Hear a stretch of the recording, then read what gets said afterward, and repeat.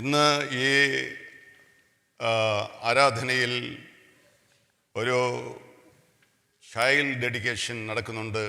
അതുകൊണ്ട് സാധാരണ നാം ചിന്തിച്ചുകൊണ്ടിരിക്കുന്ന ആ സീരീസ് ഓഫ് ടോപ്പിക് തൽക്കാലത്തേക്ക് ഇന്ന് അത് ചെയ്യുന്നില്ല. അതിന് പകരം ചൈൽഡ് ഡെഡിക്കേഷനോട് ബന്ധപ്പെട്ടതായ ഒരു ചെറിയ സന്ദേശം നിങ്ങളെ അറിയിക്കാം എന്ന് വിചാരിക്കുക. In our service today, there will be a child dedication towards the end, and so we will not stay on the series that we've been. We'll focus on that which is relevant for the child dedication. അതിന് ആധാരമായിട്ട് സദൃശവാക്യങ്ങൾ 22-ാം അധ്യായത്തിൻ്റെ 6-ാമത്തെ വാക്യം വായിക്കാം. And for that, let's turn to Proverbs chapter 22, verse 6.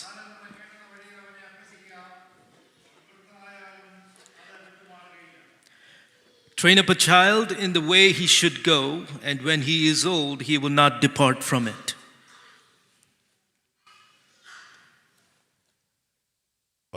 വർഷങ്ങൾക്ക് മുമ്പ് ആധുനിക വിദ്യാഭ്യാസമൊന്നും ഇല്ലാതിരുന്ന കാലത്ത് ജ്ഞാനികളിൽ ജ്ഞാനിയായി കരുതപ്പെടുന്ന സോളമൻ നൽകിയിരിക്കുന്ന ഒരു അഡ്വൈസാണ് നാം വായിച്ചത്. More than 3,000 years ago, when they didn't have the times like we have today, the wisest of the wise, Solomon says this particular advice.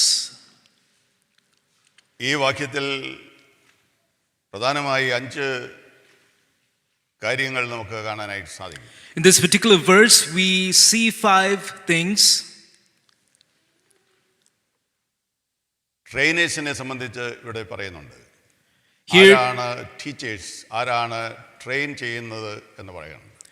Here it talks about who are the trainers, who are the teachers, who teaches. ആരോടോ പറയുന്നതായിട്ടാണ് നാം ഇവിടെ വായിക്കുമ്പോൾ പെട്ടെന്ന് മനസ്സിലാകുന്നത്. When we read that, we immediately understand that it is being told to someone. എന്നാൽ വിശാലമായ പഠനത്തിൽ നമുക്ക് മനസ്സിലാകും അത് മാതാപിതാക്കളോട് പറയുന്ന അഡ്വൈസാണ്. When we look at it deeply, we will understand that that's an advice toward parents. ആവർത്തന പുസ്തകം 6-ാം അധ്യായത്തിൻ്റെ 4 മുതൽ താഴോട്ടുള്ളതായ വാക്യങ്ങളിൽ ഓരോ യഹൂദ പേരൻസിന് നൽകിയിരിക്കുന്നതായ അഡ്വൈസസ് നമുക്ക് കാണാനായിട്ട് സാധിക്കും. ആവർത്തനം 6-ാം അധ്യായത്തിൻ്റെ 4 മുതൽ താഴോട്ടുള്ള വാക്യങ്ങൾ. Deuteronomy 6 verse 4, it says about what Jews parents are supposed to do. അവര് ഇരിക്കുമ്പോഴും എഴുന്നേൽക്കുമ്പോഴും വീട്ടിൽ വരുമ്പോഴും വീട്ടിൽ നിന്ന് വെളിയിൽ പോകുമ്പോഴും എല്ലാം അവരുടെ മക്കളെ ന്യായപ്രമാണം പഠിപ്പിക്കുന്നതായ കാര്യം പറയുന്നു. There it talks about when they get up, when they sit down, when they go, it talks about training their children in the law of God. അതുകൊണ്ട് മക്കളുള്ള എല്ലാ പേരൻസും ടീച്ചേഴ്സാണെന്നുള്ളതായ ആ യാഥാർത്ഥ്യം ഇന്ന് ഇവിടെ വളരെ ഊന്നൽ നൽകി പറയാൻ ഞാൻ ആഗ്രഹിക്കുക. Well, what I like to emphasize here this morning is that everyone that has children, they have a great responsibility towards them. ഒരു ടീച്ചർ എന്ന് പറഞ്ഞാൽ ആ ടീച്ചറിനെ ക്വാളിഫൈ ചെയ്യുന്ന കുറേ കാര്യങ്ങളുണ്ട്. ലിസ്റ്റ് നോക്കിയാൽ വളരെ നീണ്ടതാണ്. അതിലൊരു 7 കാര്യങ്ങൾ നിങ്ങളുടെ ശ്രദ്ധയിൽ ഞാൻ കൊണ്ടുവരാം. If you look at a teacher, there are a few things that qualify them, and I want to place before you 7 things that would qualify as a teacher. എന്ത് പഠിപ്പിക്കണമെന്നുള്ളതായ ആ ടോപ്പിക്കിനെ സംബന്ധിച്ച് ആഴമായ ഡീപ്പ് നോളജ് അവർക്കുണ്ടായിരിക്കണം. Teachers should have a deep knowledge of what they should teach about the topic that they teach. അറിയാൻ പാടില്ലാതെ എങ്ങനെയാണ് teach ചെയ്യാൻ കഴിയുക? How can you teach without knowing the material? So ഒരു ഫാദർ എന്നുള്ളതായ നിലയിൽ, ഒരു മദർ എന്നുള്ളതായ നിലയിൽ നാം നമ്മുടെ ആ ജോലി നിർവഹിക്കണമെങ്കിൽ, ടീച്ചർ ആ ഡ്യൂട്ടി നിർവഹിക്കണമെങ്കിൽ നമ്മൾ പഠിപ്പിക്കാൻ പോകുന്ന വിഷയത്തെക്കുറിച്ചുള്ളതായ knowledge നമുക്കുണ്ടായിരിക്കണം. As a father, as a mother, in the role of a teacher, we have to be well versed on the topic that we are trying to teach. രണ്ടാമതായി ഒരു അധ്യാപകന് അത്യാവശ്യം ഒഴിച്ചുകൂടാനാവാത്ത അവൻ്റെ യോഗ്യത അവൻ നല്ലൊരു ലിസണർ ആയിരിക്കണം എന്നുള്ളതാണ്. The second qualification of a good teacher is one who listens well. കേൾപ്പിക്കുന്നത് അവൻ്റെ ഒരു ജോലിയാണെങ്കിൽ കേൾക്കുന്നത് അതിനേക്കാൾ വലിയൊരു ജോലിയാണ്. While it is his responsibility to have people listen to him, to also listen to others is also important. ഒരു സാധാരണ മനുഷ്യൻ്റെ temptation കൂടുതൽ സംസാരിക്കുക എന്നുള്ളതാണ്. കേൾക്കാൻ അവൻ അത്രയും പേഷ്യൻസ് കാണിക്കാറില്ല. Normally, a person would want to speak more. There isn't much of a patience in listening. എൻ്റെ ജീവിത പങ്കാളി എന്നെ കേൾക്കുന്നില്ല എന്ന കംപ്ലയിൻസ് നമ്മൾ പലപ്പോഴും കേൾക്കാറുണ്ട്. We often hear of the complaints that my spouse does not listen to me. എൻ്റെ അധ്യാപകൻ എന്നെ കേൾക്കുന്നില്ല എന്ന കംപ്ലയിൻസ് കുറേ സ്റ്റുഡൻസ് എങ്കിലും പറയുന്നത് നമ്മൾ കേട്ടിട്ടുണ്ട്. At least some students would say, my teachers don't hear me out or listen to me.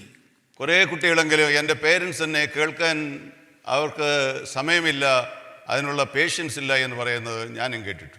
At least certain parents have this complaint that my children don't listen to me, they don't have time for me. So ആദ്യമായിട്ട് പഠിപ്പിക്കുന്നതായ വിഷയത്തിൽ deep knowledge ഉണ്ടായിരിക്കണം. രണ്ടാമതായിട്ട് ആരെ പഠിപ്പിക്കുന്നോ അവരുടെ ആവലാതികൾ, അവരുടെ questions ഒക്കെ കേൾക്കാനുള്ളതായ patients, ആ കേൾക്കാനുള്ളതായ skill ഉണ്ടായിരിക്കണം. First, teachers have to be well qualified in what they're teaching. Second, they have to listen very well, have the patience to hear all the complaints and the concerns that the student may have. മൂന്നാമതായിട്ട് caring സ്കില്ലാണ്. ആ caring skill ഇല്ലെങ്കിൽ ഒരു നല്ല അധ്യാപകനായിരിക്കാൻ സാധിക്കണം. The third skill is one of care. He should be able to care. That's the third skill of a good teacher. Drop out ആകാവുന്ന അനേക students school continue ചെയ്തത്, college continue ചെയ്തത് ഏതോ ഒരു കെയറിങ് ടീച്ചർ ആ സ്കൂളിൽ ഉണ്ടായിരുന്നു എന്നുള്ളത് കൊണ്ടാണ്.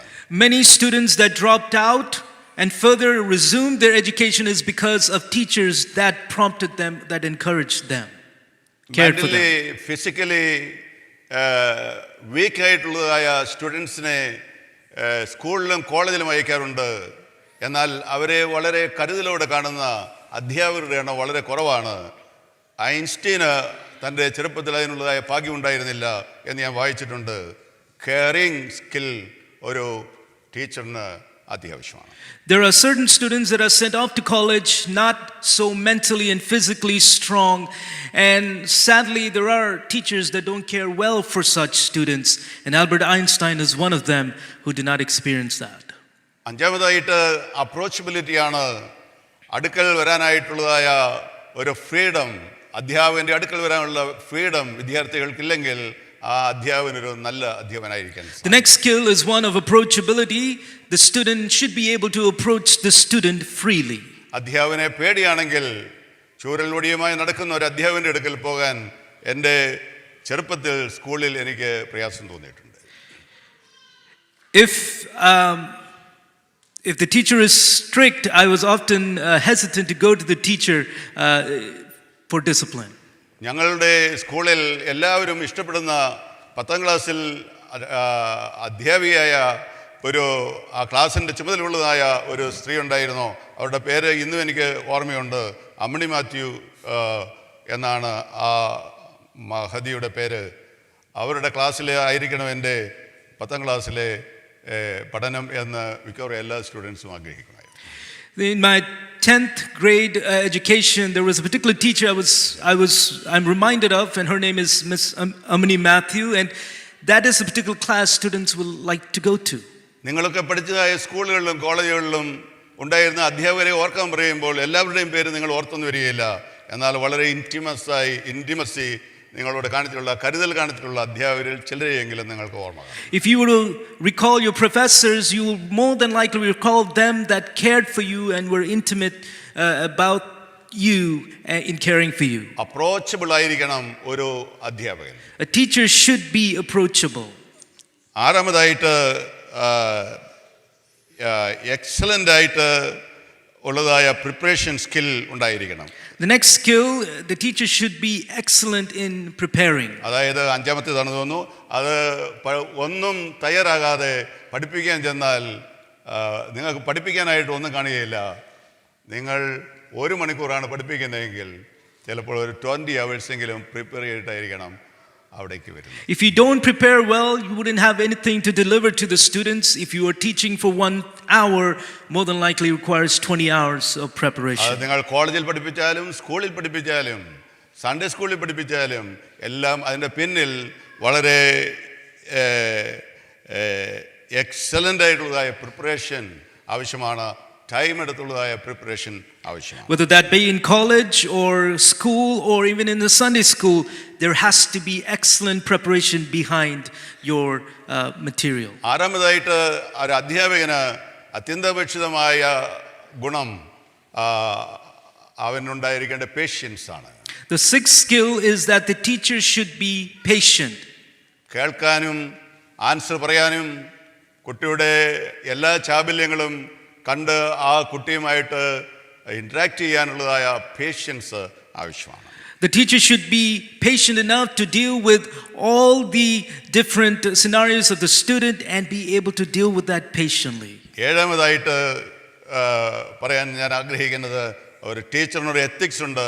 ആ എത്തിക്സ് അവൻ കാത്തു സൂക്ഷിക്കണം. The seventh is there is a particular ethic that the teacher ought to uphold and he should maintain that. എല്ലാ പൊസിഷനിലും ഓരോ എത്തിക്സ് ഉണ്ട്. There is a certain ethic to every position. ഒരു പാസ്റ്റർ എന്നുള്ള നിലയിൽ ഒരു പാസ്റ്ററുടെ എത്തിക്സ് പാസ്റ്റർക്ക് ഉണ്ടായിരിക്കണം. There is a pastoral ethics behind a pastor. ഒരു teacher എന്നുള്ളതായ നിലയിൽ ടീച്ചറിന്റെ എത്തിക്സ് അദ്ദേഹത്തിന് ഉണ്ടായിരിക്കണം. There is an ethic behind a teacher. ഓരോ ഫാദർ എന്നുള്ളതായ നിലയിൽ ആ ഫാദറിലെ എത്തിക്സ് ആ ആൾ വീട്ടിൽ കാണിക്കേണ്ടതാണ്. Also, in terms of a father, there is a fatherly ethic that ought to be followed. അപ്പോൾ ഈ 7 കാര്യങ്ങൾ നമ്മൾ പ്രത്യേകം ശ്രദ്ധിക്കുക. അത് ആരെക്കുറിച്ചാണ് പറഞ്ഞിരിക്കുന്നത്? മറ്റുള്ളവരെ കുറിച്ചാണെന്നാണ് നമ്മൾ മനസ്സിലാക്കിയിരിക്കുന്നത്. എന്നാൽ എന്നെയും നിങ്ങളെക്കുറിച്ചാണ് ഈ കാര്യങ്ങൾ ഇവിടെ പറഞ്ഞിരിക്കുന്നത്. We often think that this verse applies to other people, but it really applies to us, you and I. ബാലൻ നടക്കേണ്ടുന്ന വഴിയിൽ നീ അവനെ അഭ്യസിപ്പിക്കുക, അവൻ വൃദ്ധനായാലും അത് അവൻ വിട്ടുമാറുകയില്ല എന്ന് പറഞ്ഞു. Train up a child in the way he should go, and when he is old, he will not depart from it. ഈ പറഞ്ഞതായ ഗുണങ്ങൾ നമുക്കുണ്ടോ എന്നുള്ളതായ ഒരു എക്സാമിനേഷൻ പേരൻസ് എന്നുള്ള നിലയിൽ ഇന്ന് ഒരു പ്രാവശ്യമെങ്കിലും ചെയ്യുന്നത് നല്ലതായിരിക്കും എന്ന് ഞാൻ കരുതുന്നു. As parents, it is good to think about whether we have these qualifications. ഈ ക്വാളിഫിക്കേഷൻ നമുക്കില്ലെങ്കിൽ ആ ടീച്ചിങ് ആ പ്രൊഫഷണൽ വീട്ടിൽ നമ്മൾ ഫെയിൽ ആകാനുള്ള സാധ്യത. If we do not have these qualifications, more than likely we will fail in our teaching abilities at home. So 5 കാര്യങ്ങൾ പറഞ്ഞിരിക്കുന്നതിൽ ഒന്നാമത്തെ കാര്യം അവിടെ ട്രെയിനർ ആരാണ്, ടീച്ചർ ആരാണ് എന്നാണ്. The first skill is who is the trainer and who is the teacher. Parents ആണ് teachers എന്ന് നമ്മൾ കാണുകയുണ്ടായി. We see the first thing that's noted there is that the parents are teachers. ഇനി ആരാണ് ഈ അധ്യാതാക്കൾ, സ്റ്റുഡൻസ് എന്ന് പ്രത്യേകിച്ച് പറയേണ്ട ആവശ്യമില്ല. ആ വീട്ടിലെ മക്കളാണ്, അതാത് വീട്ടിലെ മക്കളാണ്. And who are the students? It is the children of those particular homes. പണ്ടൊക്കെ 10, 12, 15 മക്കളുള്ളതായ വീടുകളായിരുന്നു ഉണ്ടായിരുന്നത്. In the olden times, it was a home that had 10, 12, or 15 children. അത്യാവശ്യം ഒരു ക്ലാസ്സിന് ആവശ്യമുള്ള പിള്ളേരെ വീട്ടിൽ തന്നെ കാണും.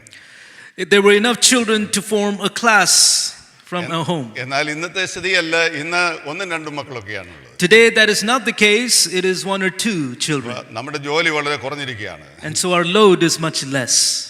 1, 2 പേരെ ഫോക്കസ് ചെയ്താൽ മതി. We just need to focus on 1 or 2. പക്ഷേ നമ്മൾ മനസ്സിലാക്കണം, ഒന്നേ ഉള്ളെങ്കിലോ ആൾ വാല്യുബിൾ ആണ്, പ്രഷ്യസ് ആണ്. ക്ലാസ് വേണ്ട എന്നാരും വിചാരിച്ചിരിക്കരുത്. But we have to understand, even if it's just one person, one student, still valuable, and that life is precious. എണ്ണം കുറയുന്തോറും നമ്മൾ വളരെ ലാഘവമായി കാര്യം എടുക്കാറുണ്ട്. When the numbers are low in terms of children, we take it very lightly. പക്ഷേ ഒന്നേ ഉള്ളെങ്കിലും 2 ഉള്ളെങ്കിലും ആ ജോലി നമ്മെ ഏൽപ്പിച്ചിരിക്കുന്ന ആ ജോലി ഒരിക്കലും ലാഘവമായി എടുക്കാൻ പറ്റില്ല. അത് നമ്മൾ ചെയ്തിരിക്കണം. അത് അതിൻ്റെ സീരിയസ്നെസ്സിൽ നമ്മൾ ചെയ്തിരിക്കണം. Even if it's just one or two, it is still important to take things very seriously in training them. ഇനിയും മെയിൻലി അതിൻ്റെ മൂന്നാമത്തെ കാര്യം കോഴ്സ് മേജർ എന്താണ് എന്നുള്ളതാണ്. The third thing is, what is the major? What is the course? അവിടെ ഒരു വിഷയമില്ലെങ്കിൽ നമ്മൾ എന്താ പഠിപ്പിക്കുക? If there is no course, what do we teach on? അപ്പോൾ പേരൻസിന് ദൈവം നൽകിയിരിക്കുന്നതായ ഒരു കോഴ്സ് ഉണ്ട്. അതെന്താണെന്ന് ചോദിച്ചാൽ നടക്കേണ്ടുന്ന വഴിയാണ്, ഒരു ലൈഫ് സ്റ്റൈലാണ് ഈ നടക്കേണ്ടുന്ന വഴി എന്ന് പറയുന്നത്. So there is a course or topic given to the parents to teach, and that is the life in which the child should be രണ്ട് തരം വഴികളേ ഉള്ളൂ. ഒന്ന് നടക്കേണ്ടുന്നതായ വഴിയാണ്, മറ്റേത് നടക്കേണ്ടാത്തതായ വഴികളാണ്. There are only two ways. One, ways that you ought to follow, the other, the ways that you're not supposed to go. അപ്പോൾ സ്വീകാര്യമായ ഒരു ലൈഫ് സ്റ്റൈലുണ്ട്, അസ്വീകാര്യമായ ഒരു ലൈഫ് സ്റ്റൈലുണ്ട്. അതിൽ സ്വീകാര്യമായ വഴി ആണ് നമ്മുടെ കയ്യിൽ തന്നിരിക്കുന്ന ആ മേജർ. അത് നമ്മൾ അറിഞ്ഞിരിക്കണം. There is a way that is right and there is a way that is wrong.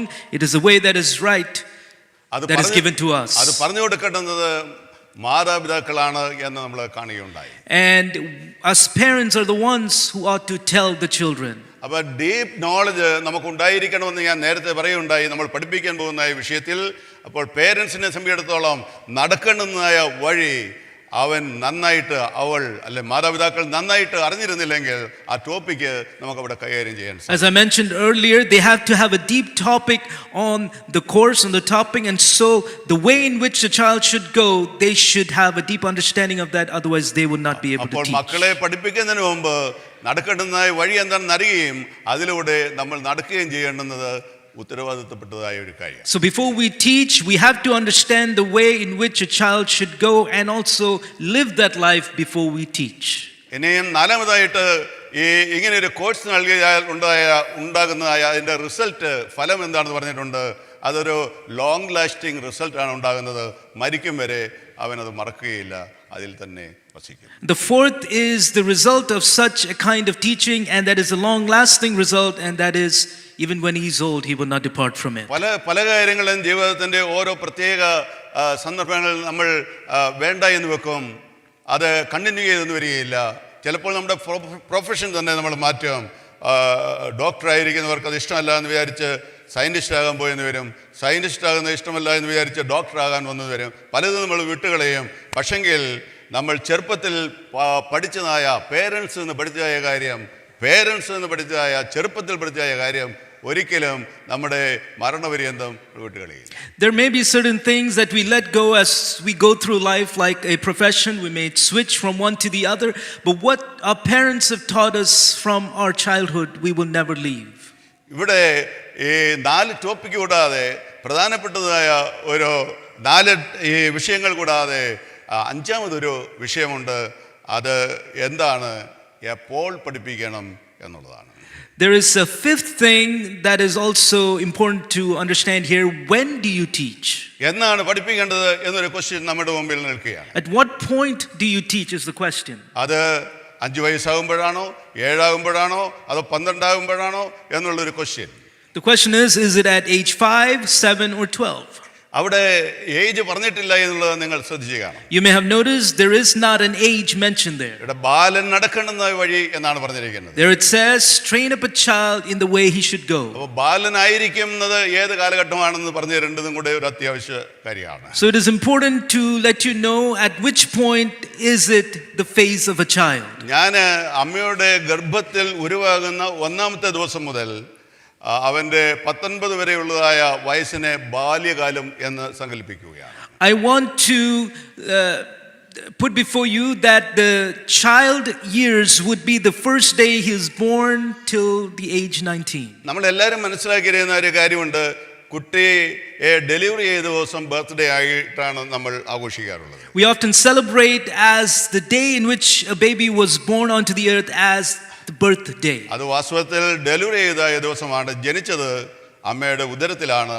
അത് 9 മാസം 9 ദിവസം 9 മണിക്കൂർ 9 സെക്കൻഡുകൾക്ക് മുമ്പാണ്.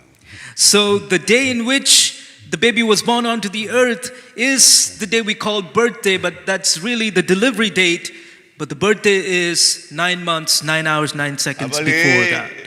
കുട്ടിയുടെ ജനനം നടക്കുന്നത് ഭൂമിയിലല്ല, കുട്ടിയുടെ ജനനം നടക്കുന്നത് അമ്മയുടെ ഉദരത്തിലാണ്. So the birth of a child does not happen on the earth, but it happens in the womb of the mother. അതിന്റെ എക്സാക്ട് ടൈം നമുക്കറിയാൻ പാടില്ലാത്തതുകൊണ്ട് ആരും അത് സെലിബ്രേറ്റ് ചെയ്യുന്നില്ല.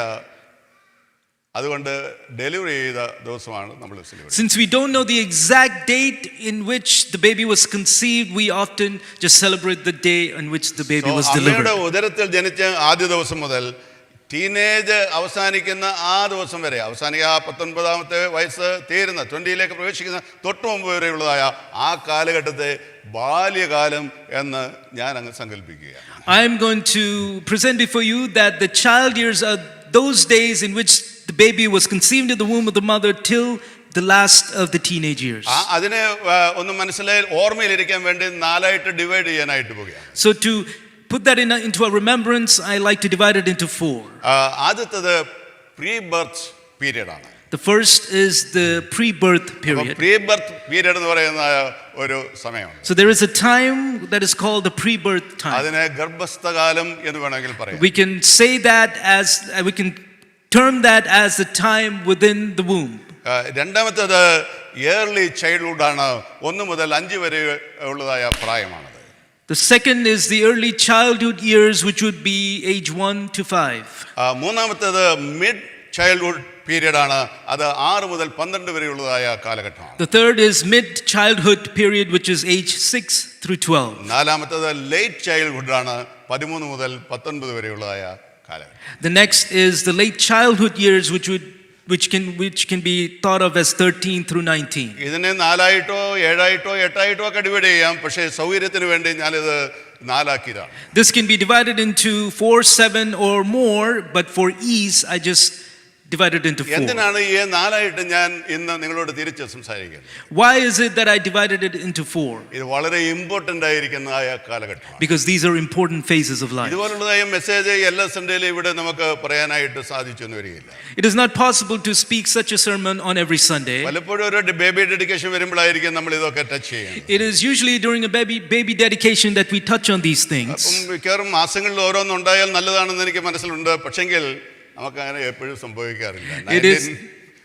It would be nice in that case to have a baby every month so we can touch on these things more often. കാരണം ഈ കാര്യങ്ങളൊക്കെ നമ്മൾ അറിഞ്ഞിരിക്കേണ്ടുന്ന കാര്യങ്ങളാണ്. Because such things are important to know. ഇവിടെ ഈ പ്രീ ബർത്ത് എന്ന് പറയുന്ന ആ പീരീഡിന് നമ്മൾ വലിയ ഇമ്പോർട്ടൻസ് ഒന്നും കൊടുക്കാറില്ല. We often don't give much importance to the pre-birth period. പക്ഷേ ആ 9 മാസം, ആ 9 ദിവസം അമ്മയുടെ ഉദരത്തിൽ കഴിയുന്ന ആ സമയത്ത് കുട്ടിയെ സ്വാധീനിക്കുന്ന കാര്യങ്ങൾ ഉണ്ട് എന്ന് ഇന്ന് കണ്ടുപിടിച്ചിരിക്കുകയാണ്. So it has been found out that there are things that influence a child in the 9 months and the 9 days and the 9 hours. ജർമ്മനിയിലുള്ളതായ ഒരു യൂണിവേഴ്സിറ്റിയിൽ ഒരു research നടത്തിയുണ്ടായി. There was a research done in a university in London. ജർമ്മനിയിലെ ആ യൂണിവേഴ്സിറ്റിയിൽ ഒരു 200 ഗർഭം ധരിച്ചതായ ഗർഭസ്ഥ ശിശുവുമായിട്ടുള്ളതായ ഒരു 200 സ്ത്രീകൾക്ക്, സാധാരണ ഭാഷ പറഞ്ഞു ഗർഭിണികളായിരിക്കുന്ന 200 സ്ത്രീകൾക്ക് ശാസ്ത്രജ്ഞന്മാരെ കുറിച്ച് പഠിക്കാനുള്ളൊരു ജീവചരിത്ര ഗ്രന്ഥം അവർ കൊടുത്തു. So in the university in Germany, the 200 pregnant mothers were given the course on scientists to study the history of scientists. വേറെ ഒരു 200 പേർക്ക് യുദ്ധവീരന്മാരുടെ ജീവചരിത്രം വായിക്കാനായിട്ട് കൊടുത്തു. So another 200 were given to study the history of warriors, soldiers. വേറെ ഒരു 200 പേർക്ക് കത്തോലിക്ക സഭയിലെ വിശുദ്ധന്മാരെന്ന് പറയുന്ന സെയിന്റ്സ് ഉണ്ടല്ലോ, അവരുടെ ജീവചരിത്രം വായിക്കാനായിട്ട്. The other 200 were given to study the history of saints in the Catholic Church. ശാസ്ത്രജ്ഞന്മാരുടെ ജീവചരിത്രം വായിച്ച അമ്മമാർക്ക് ജനിച്ച പിള്ളേരിൽ അധികം ശാസ്ത്രജ്ഞന്മാരായി എന്ന് വായിക്കാനിടയായി. So what was read or found out that those who studied the history of scientists such mothers' children became scientists. യുദ്ധവീരന്മാരുടെ ജീവചരിത്രം വായിച്ചവര് പലരും പട്ടാളത്തിൽ ചേർന്നു എന്ന് വായിച്ചു. Those that studied the history of soldiers, those children became a part of the army. കത്തോലിക്ക സഭയിലെ വിശുദ്ധന്മാരുടെ ജീവചരിത്രം വായിച്ചവരിൽ മക്കളിൽ ചിലര് ഇങ്ങനെ സന്യാസത്തിനും പട്ടക്കാരുമായിട്ടൊക്കെ പോയി. And the others that studied the history of the saints of the church became monks or being part of clergy. ഇവിടെ ഞാൻ പറഞ്ഞതിന്റെ അത് ഷെയർ ചെയ്തതിന്റെ കാര്യം എന്താണെന്ന് ചോദിച്ചാൽ, the reason I share these things, ഒരമ്മയുടെ ചിന്തകളും വാക്കുകളും ചെയ്തികളും ഉദരത്തിൽ കിടക്കുന്ന കുഞ്ഞിനെ അസാധാരണമായ നിലയിൽ സ്വാധീനിക്കുമെന്നുള്ളതാണ്. because the words of a mother, the actions and the thoughts of a mother influence a child greatly. T വിയിൽ സ്ക്രീനിൽ വരുന്ന അടിപിടിയൊക്കെ കണ്ടുകൊണ്ട് അത് ഗർഭിണിയായിരിക്കുന്ന ഒരു സ്ത്രീ ഇരുന്നാൽ വലിയ വഴക്കാളിയായിട്ട് വളർന്നു വരും.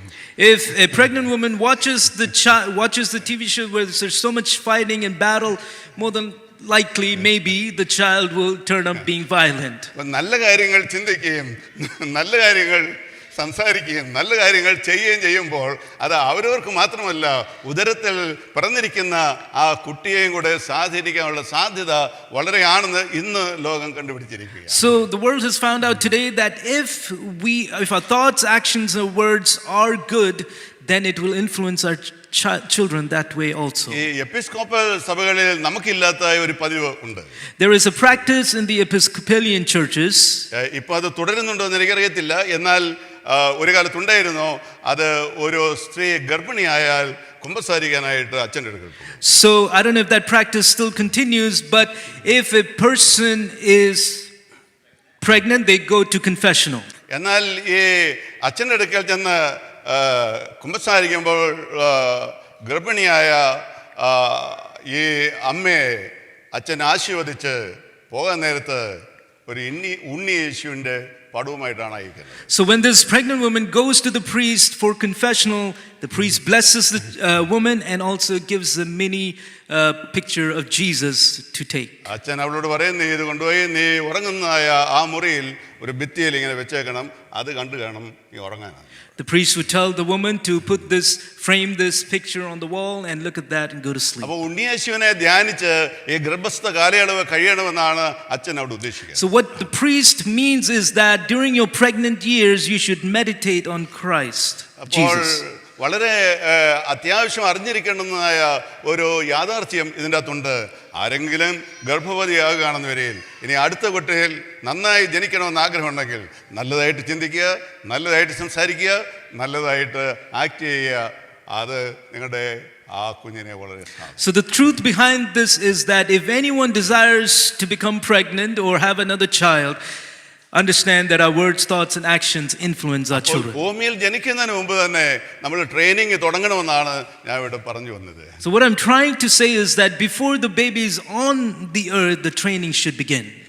രണ്ടാമതായിട്ട് 1 മുതൽ 5 വരെയുള്ളതായ കാലഘട്ടമാണ്. The second time period is age 1 to 5. അത് ആ കാലയളവ് നമ്മൾ പ്രത്യേകം മനസ്സിലാക്കിയിരിക്കുന്നതായ ഒരു കാലയളവാണ്. That period of time we need to particularly understand. നിങ്ങളൊരു കാര്യം മനസ്സിലാക്കണം, നമ്മളെല്ലാവരും ജനിച്ചപ്പോൾ ഒരു ബ്ലാങ്ക് പേപ്പറായിട്ടാണ്, പേപ്പർ പോലെയാണ് ജനിച്ചത്. ഒരു മാർക്ക് പോലും അതുണ്ടായിരുന്നു. When we were all born onto this earth, remember we were like a blank paper with no spot or blemish on it. നമ്മൾ എല്ലാവരും ജനിച്ചപ്പോൾ നമ്മളൊരു കരിങ്കല്ല് പോലെയല്ല ജനിച്ചത്, ഒരു വാക്സ് പോലെയാണ്, മെഴുകു പോലെയാണ് ജനിച്ചത്. ഏത് തരത്തിലും രൂപാന്തരപ്പെടുത്താവുന്ന മെഴുകു പോലെ. See, when we were born, we weren't born as though it was coal. It was more like a wax which can be molded. ഈ ബ്ലാങ്ക് പേപ്പറിൽ നമുക്ക് എന്ത് വേണമെങ്കിലും വരയ്ക്കാം, നല്ലത് വരയ്ക്കാം, മോശമായത് വരയ്ക്കാം. അതുപോലെ ഒരു കുട്ടിയെ നമ്മുടെ കയ്യിൽ കിട്ടിയിരിക്കും. On this blank paper, anything can be drawn, something good or something bad. Similar to that is a child. ഒരു മെഴുക് നമ്മുടെ കയ്യിൽ തന്നാൽ ആ മെഴുക് കൊണ്ട് ഒരു മാലാഖയെ നമുക്ക് വേണമെങ്കിൽ ഉണ്ടാക്കാം. അപ്പോൾ തന്നെ ഒരു പിശാചിന്റെ രൂപം നമുക്ക് ഉണ്ടാക്കാനായി. Through wax we can mold it into something great, or at the same time we can also mold it as a devil, or you can mold it as an angel or a devil. അപ്പോൾ നമ്മുടെ കയ്യിൽ കിട്ടിയിരിക്കുന്നതായ മെഴുക് രൂപത്തിലുള്ളതായ നമ്മുടെ കുഞ്ഞുങ്ങളെ രൂപപ്പെടുത്തുന്ന ജോലിയിലാണ് നമ്മൾ ഏർപ്പെട്ടിരിക്കുന്നത്. അപ്പോൾ നമ്മുടെ ഈ കയ്യിൽ കാണുന്നതായ ഈ രേഖകളൊക്കെ അതിൽ പതിയാൻ സാധിക്കും. So it is our responsibility to mold our children as though we mold wax so that our fingerprints are on them. അത് ഒരു 19 ശേഷം ഇതിനെ അത് മെഴുക് പോലെ ആകത്തില്ല, കല്ല് പോലെ ആയി പോകും. It is not possible to do that after age 19. More than likely it will remain a stone. It has to be before. അതുകൊണ്ട് കല്ല് പോലെ ആകുന്നതിന് മുമ്പ്, ഇരുമ്പ് പോലെ ആകുന്നതിന് മുമ്പ്, ഉരുക്ക് പോലൊക്കെ ആകുന്നതിന് മുമ്പ് മെഴുകായിരിക്കുമ്പോൾ ഈ പദ്ധതി ആരംഭിക്കണം, ഈ ട്രെയിനിങ് കൊടുക്കാൻ തുടങ്ങണം എന്നാണ് നമ്മൾ മനസ്സിലാക്കുന്നത്. What we have to understand here is that before it gets past the time where it's hardened, we have to mold it when it's in the time of wax years.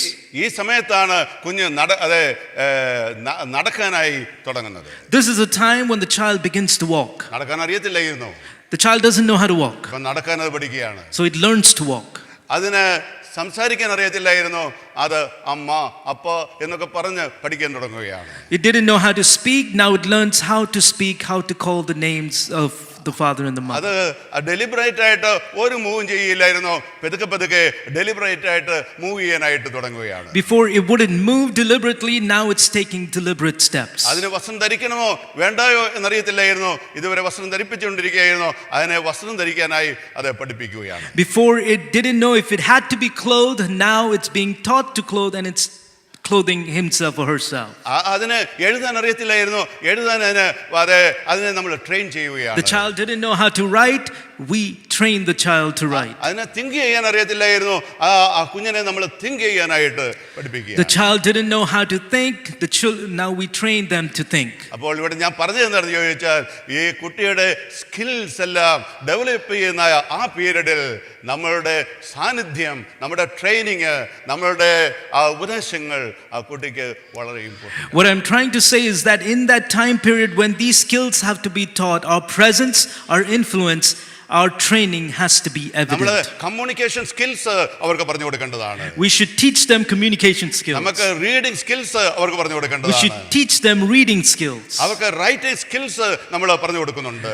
We should teach them to write. അവർക്ക് social and emotional skills അവർക്ക് നമ്മൾ train ചെയ്ത് കൊടുക്കേണ്ടത്. Same with training them with social and emotional skills. അതുപോലെ നമ്മളുടെ religious practices എല്ലാം പറഞ്ഞു കൊടുക്കേണ്ടുന്നത് ആ സന്ദർഭം. And we also have to let them know of our religious practices. അപ്പോൾ ഇതെല്ലാം വിശദീകരിക്കേണ്ടുന്ന കാര്യങ്ങളാണ്. ഞാൻ വളരെ ബ്രീഫായിട്ട്, വളരെ ചെറുതായിട്ട് ടച്ച് ചെയ്തു പോകുന്ന ഒരു ചെറിയ മെസ്സേജായിട്ട് ഇതിനെ നിങ്ങൾ മനസ്സിലാക്കുക. All of these things have to be talked about elaborately, but I just touched them very briefly. So early childhood എന്ന് പറയുന്നത് നമ്മുടെ സ്കിൽസ് നമ്മുടെ കുട്ടികളിൽ ഡെവലപ്പ് ചെയ്യുന്ന സമയമായിരിക്കുന്നത് കൊണ്ട് നമ്മളുടെ സാന്നിധ്യം, നമ്മളുടെ ആ ഇന്റിമസി, നമ്മളുടെ പ്രത്യേകമായ ശ്രദ്ധ അവർക്ക് വളരെ ആവശ്യമാണ്. Since skills are developed in this early childhood years, our presence, our influence, our training is very much needed at that time. So ഇനിയും മിഡ് ചൈൽഡ്ഹുഡിലേക്ക് വരികയാണെങ്കിൽ ആ സമയമാണ് വാസ്തവത്തിൽ പോസിറ്റീവായിട്ടൊക്കെ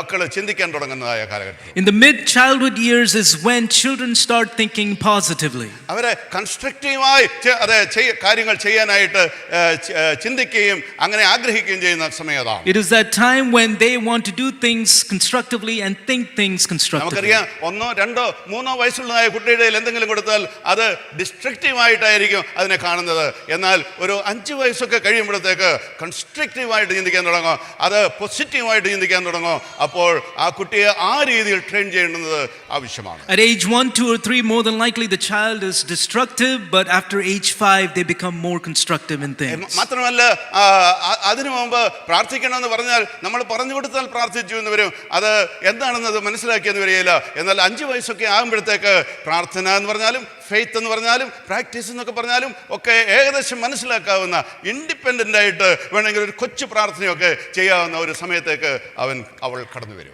Before age 5, we as parents may tell them how to pray, but after age 5 they become more independent and pray on their own and understand what they're praying. ആ സമയത്തായിരിക്കും നമ്മുടെ കുട്ടികൾ Y, how, what എന്നുള്ളതായ ക്വസ്റ്റ്യനുമായി നമ്മുടെ ചുറ്റും ഇങ്ങനെ കറങ്ങിക്കൊണ്ട്, അത് സമയമില്ലാത്തപ്പോൾ നമ്മുടെ ചുറ്റും ഇങ്ങനെ കറങ്ങി നടക്കുക. It is in those times when they come around around us asking the questions why, what, how. ഒരു ദിവസം ഒരു എത്ര ക്വസ്റ്റ്യൻ ആയിരിക്കും നമ്മുടെ 5, 6 അതെ 4, 5, 6, 7 വയസ്സൊക്കെ ഉള്ളതായ കുട്ടികൾ നമ്മളോട് ചോദിച്ചുകൊണ്ടിരിക്കുന്നത്. Think about how many questions our children at the age of 4 through 7 ask. പക്ഷേ എത്ര പേര് അത് ഗൗരവമായിട്ട് എടുക്കുന്നുണ്ട്? But how many of us take that seriously? ഇതൊരു ശല്യമാണ്, ഡിസ്റ്റർബൻസ് എന്ന് പറഞ്ഞ് നമ്മൾ മനസ്സിൽ ചിന്തിച്ച് ഇങ്ങനെ നടക്കും. We may think in our minds that they are being a distraction and we walk around. പക്ഷേ കുറേ നാളുകൾ കഴിയുമ്പോൾ ഈ ക്വസ്റ്റ്യൻസ് നമ്മളോട് ചോദിക്കുകയില്ല.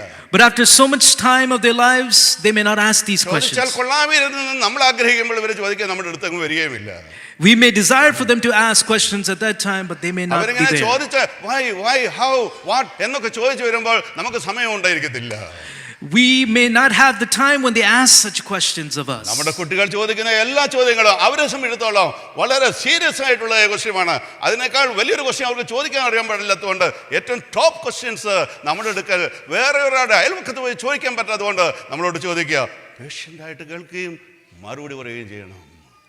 The questions that are asked of us parents, for the children, those are the most important questions that they have, and so they don't have anyone else to ask but their parents. TV പോയി കാണണ്ട, എനിക്ക് സമയമില്ല എന്ന് പറയാൻ പാടില്ല. You shouldn't tell them to go watch TV. I don't have time for you. ആ സമയം, അതെ 5 മുതൽ 12 വരെയുള്ളതായ സമയം അവര് പോസിറ്റീവായി ചിന്തിക്കുന്ന സമയമാണ്. അവരെ അതിന് എൻകറേജ് ചെയ്യുകയും അവരെ അതിനുവേണ്ടി പ്രൊമോട്ട് ചെയ്യുകയും അവരെ മോട്ടിവേറ്റ് ചെയ്യുകയും നമ്മൾ ചെയ്യണം. The age 5 through 12 is a time when they're thinking positively and thinking constructively, and so we should promote and encourage that. അടുത്ത ഭാഗത്തേക്ക് അതെ ലേറ്റ് ചൈൽഡ്ഹുഡിൽ അതെ അവര് ചൂസ് ചെയ്യുന്ന സമയമാണ്. ബാഡാണോ ഗുഡ് ആണോ എന്ന് ചൂസ് ചെയ്യുന്ന കാലമാണത്. The late childhood years is the time when they choose between good and bad. Teenage എന്ന് നമ്മുടെ മലയാളത്തിൽ പറയുന്നത് യൗവനമാണ്. അതൊരു വല്ലാത്ത മനമാണ്. അതിൽ നശിച്ചു പോകാനും സാധിക്കും, രക്ഷപ്പെടാനും സാധിക്കും. The time of teenage years are one that is filled with challenges. Either it can go bad or good. Right and wrong കൃത്യമായി മനസ്സിലാക്കുന്ന കാലഘട്ടം അതാണ്. That time frame is when they understand clearly what is right and wrong.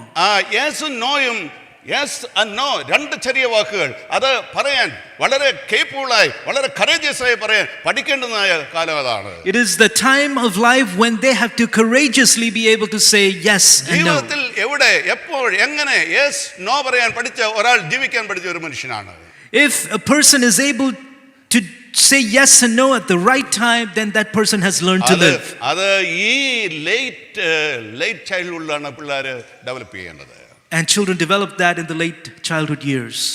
നല്ല good friendship അവര് build-up ചെയ്യുന്നത് ഈ കാലഘട്ടത്തിലാണ്. It is in this time that they develop good friendship. അതുപോലെ തന്നെ ബാഡ് ഫ്രണ്ട്ഷിപ്പും ബിൽഡപ്പ് ചെയ്യുന്നത് ഈ സമയത്താണ്. And also bad friendship, it is in this time. അവർക്ക് ഒരു ചർച്ച വളരെ ആവശ്യം ആയിട്ടുള്ള സമയം അതാണ്. It is at this time that a church is very much needed for ഒരു them. നല്ല ഫെലോഷിപ്പ്, സ്നേഹിക്കുന്ന അത് കെയർ ചെയ്യുന്ന ലവിങ് ഒരു ഫെലോഷിപ്പ് വളരെ ആവശ്യമായിട്ടുള്ളത് ആ സമയത്താണ്. It is during that time where they need a fellowship, a caring community. ചർച്ച കഴിഞ്ഞ് ജലമോട് നടക്കുന്ന ഒരു ചർച്ചിൽ നിങ്ങൾ പിള്ളേരെ കൊണ്ടുപോയാൽ അവർ ചർച്ചിൽ പോകാൻ ഇഷ്ടപ്പെട്ടെന്ന് വരികയാണ്. If you take a child to a church that has a general body that may not bid well with them, they may not want to go back to church. അവർ ചർച്ചിനെ പലരും നമ്മുടെ ജനറേഷനിൽപ്പെട്ട പലരും ചർച്ചിനെ ഹേറ്റ് ചെയ്യുന്നതിന്റെ കാര്യം എന്താണെന്ന് ചോദിച്ചാൽ ആരാധന ഇഷ്ടമല്ലാത്തതുകൊണ്ടല്ല, ആരാധനയ്ക്ക് ശേഷം നടത്തുന്ന ആരാധന ഇഷ്ടമല്ലാത്തതുകൊണ്ടാണ്. The reason why many of our generation don't like church anymore is because they hate the service after the main service, which is the general body. വിശ്വാസത്തിന് വേണ്ടി പ്രൈവറ്റ് ആയിട്ടല്ല പബ്ലിക് ആയിട്ടുള്ള ഒരു സ്റ്റാൻഡ് എടുക്കേണ്ടതായ സമയം ഈ സമയമാണ് ആ late childhood time. It is during the late childhood years that they have to take a public stand for God. ഞാൻ ഇവിടെ അവസാനിപ്പിക്കേണ്ട സമയമായി കഴിഞ്ഞിരിക്കുന്നു, പെട്ടെന്ന് നിർത്തുകയാണ്. My time is cut short now. 4 D's നിങ്ങൾ ശ്രദ്ധിക്കേണ്ടതായിട്ടുണ്ട്. You need to remember 4 words starting with നമ്മുടെ D's. കുട്ടികളെ ആണായാലും പെണ്ണായാലും നശിപ്പിച്ച് കളയാവുന്ന 4 D's. 4 words starting with D's will destroy ഇവിടെ our പറഞ്ഞ് ഞാൻ ഇവിടെ children. അവസാനിപ്പിക്കാം. I will end with those. ഒന്ന് ഡ്രിങ്കിങ് ആണ്. First is drinking. അതിന് വളരെ സൗകര്യമുള്ള ഒരു സ്ഥലത്താണ് നമ്മൾ താമസിക്കുന്നത്. We live in a country where there is easily accessible. അത് വളരെ മോഡറേറ്റ് ആയിട്ടൊക്കെ നമുക്ക് തുടങ്ങാമെന്നൊക്കെ പറഞ്ഞായിരിക്കും തുടങ്ങുക. We may begin that by saying, let's do it moderately. ഒന്ന് തുടങ്ങിയാൽ മതി കണ്ടിന്യൂ ചെയ്യാൻ. Start once, you will continue it. So drinking ഈ സമയത്ത് ഒരു ടെംപ്റ്റേഷനാണ്. Drinking during this time of life is a temptation. രണ്ടാമത് ഡ്രഗ്സ് ഈ സമയത്ത് ഒരു കുഴിയായി തീരാൻ സാധ്യതയുണ്ട്. Drugs at this time of life is a temptation. Even അതിൽ സ്മോക്കിംഗ് വരാൻ സാധ്യതയുണ്ട്. Also, smoking can be part of that. ഒന്ന് തുടങ്ങിയാൽ അവൻ കണ്ടിന്യൂ ചെയ്തുകൊണ്ട്, If you start once, it will continue. ഒന്ന് തുടങ്ങിയാൽ അവൾ അത് കണ്ടിന്യൂ ചെയ്തുകൊണ്ടിരിക്കും. If you start once, she will continue it. മൂന്നാമത്തേത് ഡേറ്റിംഗ് ആണ്. Third is dating. ഡേറ്റിംഗ് ഏതാണ്ട് പാവമുള്ള കാര്യമാണോ എന്നാണ് നമ്മൾ ചോദിച്ചെന്ന് വരും. We may ask, is it a sin to date? അമേരിക്കയിൽ ഡേറ്റിംഗ് തുടങ്ങി ഇങ്ങനെ അല്ലായിരുന്നു എന്നും കൂടെ പറഞ്ഞ് ഞാൻ അങ്ങോട്ട് മുന്നോട്ട് പോകാൻ. Let me go further by saying dating did not start like this. ഇന്ന് കാണുന്ന പോലുള്ള ഡേറ്റിംഗ് അല്ലായിരുന്നു അമേരിക്കയിൽ ഉണ്ടായിരുന്നത്. It was not what we see today in terms of dating that America once had. നല്ല ഉദ്ദേശത്തോടു കൂടിയായിരുന്നു. It started with a good purpose. പേരൻസിന്റെ സൂപ്പർവിഷനിൽ ആണും പെണ്ണും തമ്മിൽ കാണാനുള്ള അവസരം ഉണ്ടാക്കി കൊടുക്കുക. It was under the supervision of the parents that the boy and the girl could meet each other. അഡൽട്ട്സിന്റെ സൂപ്പർവിഷനിൽ മാത്രമായിരുന്നു അത് ചെയ്യുന്നത്. It was only under the supervision of the adults. അത്രയും പറഞ്ഞ ആ കാര്യം കൂടിയാണ്. So I move forward. So ആ തരത്തിലുള്ള ഡേറ്റിംഗ് തെറ്റാണെന്ന് വിശ്വസിക്കുന്ന ഒരാളല്ല ഞാൻ. I don't believe such kind of a dating is wrong. ആ പരിധിക്കകത്തായിരിക്കണം. It is within the boundaries. എന്നാൽ നാലാമതൊരു കാര്യമുണ്ട്, അത് ഡ്രൈവിംഗ് ആണ്. The fourth is driving. ആ ഡ്രൈവിംഗിന് എന്നാ കുഴപ്പമെന്ന് ചോദിക്കും. What is wrong with driving? ഡ്രൈവിംഗിന് കുഴപ്പമൊന്നുമില്ല. There's nothing wrong with driving. സ്റ്റിയറിംഗിൽ പിടിച്ചിരിക്കുന്ന ആളിനാണ് പ്രശ്നം. It is the person behind the wheel that is of concern. കാരണം അപ്പോൾ നമ്മൾ പക്വത വന്നിട്ടില്ല. Because we have not been mature enough നമുക്ക് yet. കുറച്ച് ആവേശമാണുള്ളത്. We have great zeal to do it. നമുക്ക് വളരെ സ്പീഡിൽ പോകണമെന്ന് തോന്നുന്ന ഒരു സമയമാണത്. We want to speed, കൈകൾ ചിലപ്പോൾ നിന്നില്ലെന്ന് വരും. but it may not be in our control. അപ്പോൾ ഡ്രൈവിങ് തെറ്റാണെന്നല്ല ഞാൻ പറഞ്ഞത്. ഡ്രൈവിംഗ് ആ സമയത്ത് കെയർഫുള്ളായി ചെയ്യുന്ന കാര്യമാണെന്നാണ് ഞാൻ. I'm not saying that driving is wrong, but in those times it has to be done carefully. So നമ്മളുടെ കുട്ടികൾ ഡ്രിങ്ക് ചെയ്യുന്നുണ്ടോ, ഡ്രഗ്സ് എടുക്കുന്നുണ്ടോ, ഡേറ്റിംഗ് നടത്തുന്നുണ്ടോ, ഡ്രൈവിംഗ് നടത്തുന്നുണ്ടോ, ഇതൊക്കെ എങ്ങനെയാണ് ചെയ്യുന്നത് എന്നൊരു കണ്ണ് 24 മണിക്കൂറും ഉണ്ടായിരിക്കേണ്ട. As parents, we have to have our eyes on our children in terms of these four things, in terms of drinking, dating, driving, and drugs. നമ്മളെല്ലാവരും 19 കഴിഞ്ഞ് ഇങ്ങോട്ട് വന്നവരാണല്ലോ. Most of us here are past the age 19. നമ്മൾ എങ്ങനെയൊക്കെയാ വന്നതെന്ന് നമുക്കറിയാം. We all know how we were at that time. So അതേ ലെവലിലാണ് നമ്മുടെ കുഞ്ഞുങ്ങളും. അതിൻ്റെ ഒരു 10 മടങ്ങ് സാധ്യതകളിലുള്ള 100 മടങ്ങ് സാധ്യതയുള്ള ഒരു ലോകത്തിലാണ് ജീവിക്കുന്നത്. It is in those same years that they're going through, maybe 10 or 100 times worse. So നമ്മുടെ കുട്ടികളെ ട്രെയിൻ ചെയ്യുന്ന കാര്യത്തിൽ എന്തോ പ്രാധാന്യമാണ് നമ്മുടെ വീടുകളിൽ ഉള്ളത്. What kind of an importance do we have in raising our children at our homes? പെട്ടെന്ന് ചില കാര്യം പറഞ്ഞ് ഇവിടെ അവസാനിപ്പിക്കട്ടെ. ഒന്ന്, be a model to your children. First, be a model to your kids. Role മോഡലായിരിക്കണം അവർക്ക്. Be a role model to them. രണ്ടാമത്, വീട് സ്നേഹം കൊണ്ട് അലങ്കരിക്കുക. Second, adorn your home with love. എങ്ങോട്ട് നോക്കിയാലും സ്നേഹം കാണണം. Wherever they look, let there be love. വേറെ എന്തുകൊണ്ട് അലങ്കരിച്ചാലും അവർ മടങ്ങി വന്നെന്ന് വരികയില്ല. No matter what else you adorn it with, they may not return. അലങ്കരിച്ചാൽ നിങ്ങളുടെ വീട്ടിലേക്ക് നിങ്ങളുടെ പിള്ളേർ നിശ്ചയമായിട്ട് വന്നു. But if it's adorned with love, they will come back. മൂന്നാമത്, അവർക്ക് എക്സ്പ്ലെയിൻ ചെയ്ത് കൊടുക്കുക. Third, explain things to them. യെല്ല് ചെയ്യാൻ പാടില്ല. Do not yell at them. വലിയ വായിട്ട് ബഹളം ഉണ്ടാക്കേണ്ട ആവശ്യമില്ല. There's no reason to raise your voice. നിങ്ങൾ ശരീരത്തെ ഒന്ന് അടിക്കുമ്പോൾ ശരീരത്തിന് കിട്ടുന്ന പ്രഹരമാണെങ്കിൽ, യെല്ല് ചെയ്യുമ്പോൾ ശരീരത്തല്ല, മെന്റലി മനസ്സിനെയാണ് നിങ്ങൾ പ്രഹരിക്കുന്നത്. While your physical discipline may hurt them physically or put a scar on them physically, when you yell at them, it's mentally affected. നാലാമതായി, അവരെ റെസ്പെക്ട് ചെയ്യുക. Fourth, respect them. നിങ്ങളെപ്പോലെ ഒരു കുട്ടിയാണെന്ന് അത് വിചാരിക്കുക. Remember, they are a child just like you were. അഞ്ചാമതായിട്ട്, അപ്രോച്ചബിൾ ആയിട്ടിരിക്കുക. Fifth, be approachable. അവരുടെ കൂടെ ക്വാളിറ്റി ടൈം. ആറാമത്, ക്വാളിറ്റി ടൈം സ്പെൻഡ് ചെയ്യുക. Sixth, spend quality time with them. ഏഴാമത്, be patient. Seventh, be patient. അവർ നിങ്ങളുടെ അണ്ടറിൽ വളരുന്നു. They will live under you. അവർ നിങ്ങളുടെ കൂടെ വളരുന്നു. They will live alongside you. നിങ്ങളുടെ മീതെ വളരുന്നു. And they grow up above you. നമ്മളെല്ലാവരും ആഗ്രഹിക്കുന്ന കാര്യം അതല്ലേ? We all desire that. ആദ്യം നമ്മുടെ അണ്ടറിൽ വളരുന്നു, First, they live under പിന്നെ us, നമ്മളെ പോലെ നമ്മുടെ കൂടെ വളരുന്നു, then they are raised alongside പിന്നെ us, നമ്മളെക്കാൾ മിടുക്കന്മാരായി മീതെ വളരുന്നു. and then they become better than us.